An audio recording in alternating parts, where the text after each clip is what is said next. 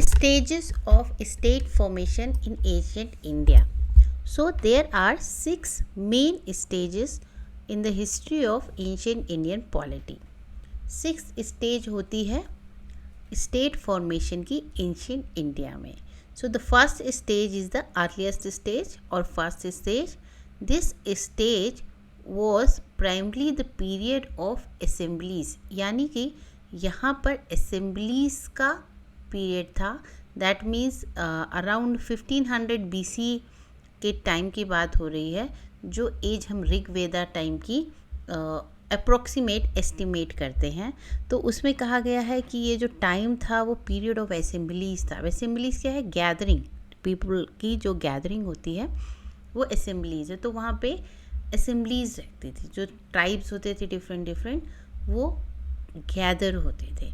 सो tribal assemblies, यहाँ पे क्या होता था? Tribal military democracy. Earliest stage was that of tribal military democracy, in which tribal assemblies, which had some place for women, were mainly preoccupied with war. कुछ places रहती थी जो women के लिए भी preoccupied या रिजर्व रहती थी war के साथ. ठीक है, तो अर्लीस्ट स्टेज में ऐसा असेंबलीज, ऐसा गैदरिंग देखने को मिलती थी. वुमेन का भी एक प्लेस रहता था, इम्पोर्टेंस रहता था वॉर में. और ये जो एज थी वो ऋग्वेदा टाइम की थी. सो उसके बाद क्या होने लगा? ऐसा ट्राइब्स टूटने लगे, यानी कि जो सेकेंड स्टेज थी वहाँ पर ब्रेकअप होने लगा ट्राइबल पॉलिटी का. क्यों ब्रेकअप होने लगा? क्योंकि कॉन्फ्लिक्ट अराइज होने लगे. और किसके बीच कॉन्फ्लिक्ट अराइज होने लगे? राजनायका Kshatriya and ordinary businessman called the Vis. Vis मतलब ट्राइब होता है. तो इन ट्राइब्स के बीच में कॉन्फ्लिक्ट होने लगा, जिसमें राजनायका क्षत्रिय यानी कि जो सोल्जर, जो क्षत्रिय लोग रहते थे उनके बीच, और बिजनेसमैन के बीच में.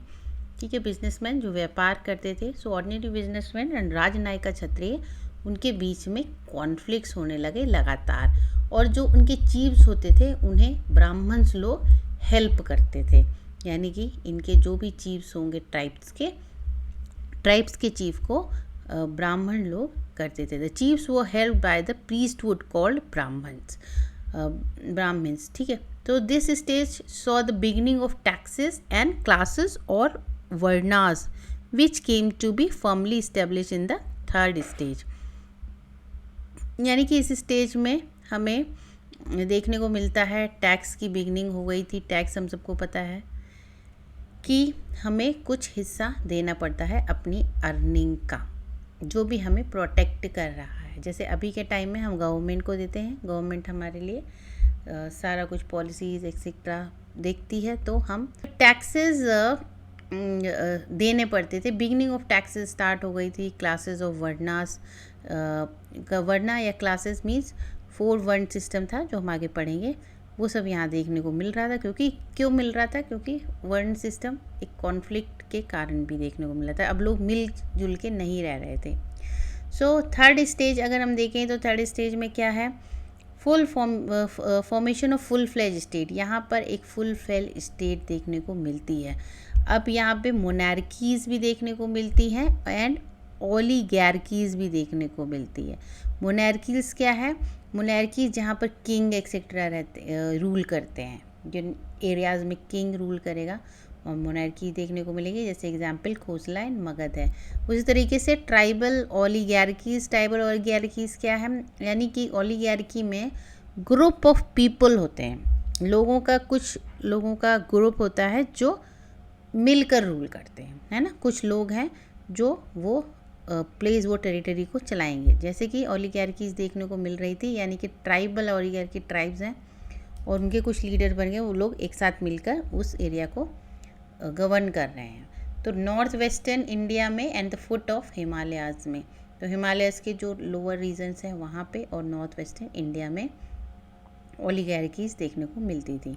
तो फर्स्ट टाइम यहाँ पे हमें लार्ज स्टैंडिंग आर्मीज़, यानी कि वेल डेवलप्ड आर्मीज़ देखने को मिली. Obviously third stage was the full fledge state, पूरे अच्छे से ऑर्गेनाइज्ड है. और machinery for collection of land revenue. तो टैक्सेस की हमारे यहाँ सेकेंड में बात हो गई थी बिगनिंग, तो अभी पूरा अच्छे से एक लैंड रेवेन्यू कलेक्शन की मशीनरी देखने को, सिस्टम देखने को मिलता है। देन फोर्थ फेज़ या स्टेज, अब इसे मौर्य फेज़ भी कहते हैं।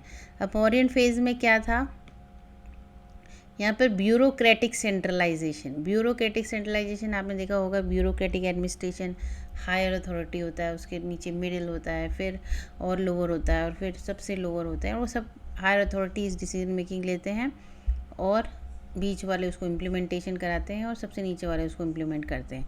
तो इस तरीके से एक चेन ऑफ हिरार्की कह सकते हैं बनी होती है, जो कि एक दूसरे को सपोर्ट तो करेंगे, बट कैसे कर रहे हैं, जो डिसीजन मेकिंग होगी वो फ्रॉम टॉप टू बॉटम जाएगी। कभी भी डिसीजन मेकिंग लोअर लोगों को डिसीजन बनाने में का मौका नहीं मिलता था। तो फ्रॉम बॉटम टू टॉप कभी देखने को नहीं मिलेगा। जो ऊपर से फैसला आया वो सबको इम्प्लीमेंटेशन पे लाना पड़ेगा, आप उसमें अपना डिसीजन मेकिंग नहीं दे सकते हैं। तो सो द ब्यूरोक्रेटिक सेंट्रलाइजेशन, अब ये सेंट्रलाइजेशन मतलब कि सारी पावर हायर अथॉरिटी के पास है और वो ही पूरी तरीके से अपनी डिसीजन मेकिंग लेके उन लोगों को बता रहा है। ठीक है, तो based on expanding economic activities of the state with the help of its bureaucracy controlled various aspect of the life of its subjects. Fifth stage है, fifth stage is marked by the process of decentralise administration. अब यहाँ fourth में क्या था, centralisation था, अभी decentralisation मतलब अभी बांट दिया गया है। अब डिसीजन मेकिंग एक जगह ही नहीं ली जा रही है, अलग अलग क्षेत्रों में उनको एक अथॉरिटी या कह सकते डिसीजन मेकिंग पावर दी जा रही है कि, तो जिससे क्या होने लगा, टाउन्स अपने डिसीजन लेने लगे कैसे चलनी है। फ्यूडिटरीज यानी फ्यूडल सिस्टम सुना होगा शायद आपने, सामंतवाद सिस्टम था जिसमें लॉर्ड्स होते थे फील्ड के, और वो लोग क्या करते थे, वो जिनके पास लैंडलेस लेबर्स होते थे, पीजेंट्स कहते, फार्मर्स को कहते हैं, और उनसे काम करवाते थे। तो अभी डिसेंट्रलाइज हो गया तो सब अपना अपना कर रहे हैं। जैसे मिलिट्री था, उसको एक बॉडी बना दी अपना अकॉर्डिंग, वो पूरा सुरक्षा प्रदान करे।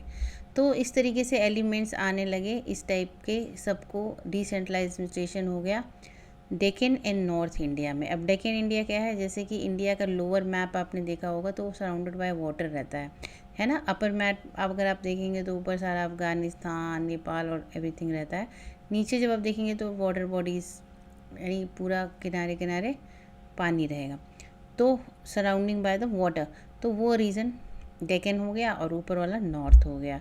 तो लास्ट स्टेज अब देखेंगे हम, लास्ट स्टेज वो similar to the Gupta period, यानी कि ये जो स्टेज थी वो प्रोटो फ्यूडल पॉलिटी की स्टेज थी। प्रोटो फ्यूडल पॉलिटी क्या है कि यहाँ पे अब देखने को मिलेगा अच्छे से बिगिनिंग होकर अब ये कंप्लीटली स्टार्ट हो गया है फ्यूडल सिस्टम, और अब ये भयंकर रूप लेगा फ्यूडल सिस्टम।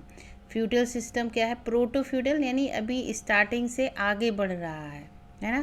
फ्यूडल सिस्टम मैंने बताया जैसे कि जो लैंडलॉर्ड्स रहते थे वो लैंडलेस लोगों को अपने यहाँ काम देते थे, अब वो वहाँ आके पूरा काम करते थे और उस फील्ड से जो भी पैदा होता था वो सारा उनको लॉर्ड्स को देते थे और लॉर्ड्स उनको किंग को देता था। तो उसके रिटर्न में उन्हें क्या मिलता था, उन्हें बस उसी में से थोड़ा सा अनाज मिल जाता था खाने पीने के लिए। और फिर धीरे धीरे ऐसा होने लगा, वो कम्प्लीटली उन पर डिपेंड होते गए लैंडलॉर्ड्स पे, और फिर उनको वैसे कंट्रोल करते गए वो लैंडलॉर्ड्स कि उनकी फैमिली, उनका जो डिसीज़न रहता था वो सारा लैंडलॉर्ड ही लेता था, वो लोग नहीं लेते थे क्योंकि वो कम्प्लीटली उन्हीं पे डिपेंडेंट। सिक्स्थ स्टेज, तो land grants now play an important formation in the of the political structure, यानी लैंड ग्रांट्स को आपको पता ही होगा, पीसली बेनिफिशरीज़ के लिए लैंड्स को क्या किया जाता था, डोनेट किया जाता था, दान में दिया जाता था, है ना, क्योंकि ऐसे पॉलिटिक्स खेली जाती थी और इस तरीके से दान में दे करके फिर last stage was the stage of proto-feudal polity and land grants etc. to build up the political structure.